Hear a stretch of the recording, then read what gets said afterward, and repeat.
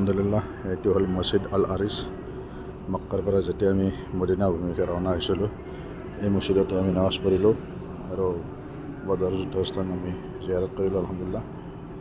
এইটো মছজিদ আল আৰিছ মছজিদ হয়, আৰিছ মছজিদ। ইয়াতে নবী সাল্লাল্লাহু আলাইহি ওয়াসাল্লামে কেম্প বনাইছিল এই জেগাটোতে যুদ্ধ যেতিয়া কৰিছিলে।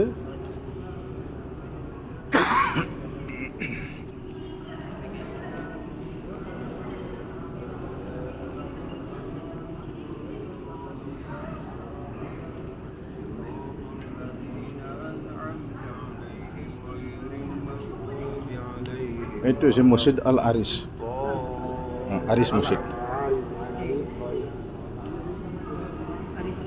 আৰিছ মছজিদ যেতিয়া জংগে বদৰ হৈছিল 313 জন চাহাবাক লৈ এই জেগাটোতে নবী সাল্লাল্লাহু আলাইহি ওয়াসাল্লামে কেম্প বনাইছিল আৰু সেইফালৰ পৰা কাফিৰসকল আহিছিল মক্কাৰ পৰা। ইয়াতে ইছলামৰ প্ৰথম যুদ্ধটো হৈছিল। এই জেগাটোতে কেম্প বনাইছিল, খেমা বনাইছিল নবী সাল্লাল্লাহু আলাইহি ওয়াসাল্লাম আৰু 313 জন চাহাবা। সেই জেগাটোত এতিয়া মছজিদ এটা হৈছে। মছজিদটোৰ নাম হ'ল মছজিদ আল আৰিছ জংগে বদৰৰ। আপুনি ইয়াতে নামাজ পঢ়িলে না আপোনালোকে?